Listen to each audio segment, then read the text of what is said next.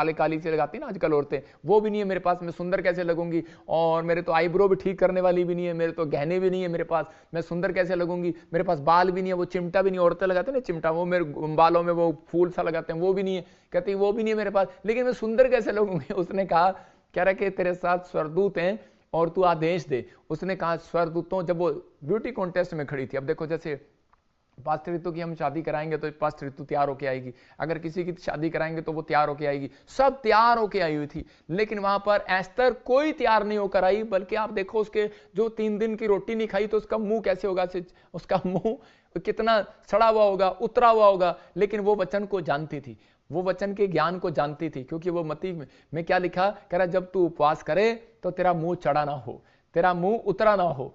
तो कह रहा तू मुंह से ऐसे न लगे हाय उपवास रख रखा, अरे पानी तो तू ही ले आ, सास कहती है पानी ले आ, तू ले आ। आज आप कह रहे हैं कि उपवास रखा हुआ है आपने और आप ऐसी बातें करते हैं तो आपके उपवास नहीं, लेकिन उसके चेहरे से नूर बरस रहा था, उसके बालों में, कह रहे मैं नहीं कह सकता ज्यादा, मतलब कि तो आपको उसके बालों में, चेहरों में जो भी होगा, लेकिन उसको राजा के उसके ऊपर एक परमेश्वर की शाइनिंग आ रही थी एस्तर के ऊपर, क्योंकि उस समय स्वरदूत वहां जब आते हैं, याद रखना कमरे में लाइट आती है, जब परमेश्वर आता है तो लाइट आती है। और उसी समय जितना अंधेरा था, मैं कहूंगा वो काली होगी, लेकिन उसका रंग इतना साफ हो गया होगा। और मैं कह रहा हूं कि उसकी आंखें अच्छी नहीं होंगी, उसकी आईब्रो भी अच्छी नहीं होंगी, लेकिन वो अच्छी होगी, क्योंकि स्वर्गदूत वहां पर आए और स्वर्गदूत आकर कहने लगे कि बोल तू क्या करवाना चाहती है, मैं तेरे वश में हूं। और उसने कहा, कहती ये राजा का मन फेर दे, आज मेरी तरफ फेर दे, इन औरतों की तरफ मत फेर, इनकी तरफ नहीं मेरी तरफ फेर दे। और उसी समय स्वर्गदूतों ने ऐसी ज्योति की उसकी ओर, और उसका मन जो है उन औरतों की तरफ नहीं गया, उसी की तरफ गया। और उसी समय उसने कहा मुझे ये लड़की चाहिए। और सब हैरान थे, मंत्री हैरान थे, उसके कर्मचारी हैरान थे, कहते इतनी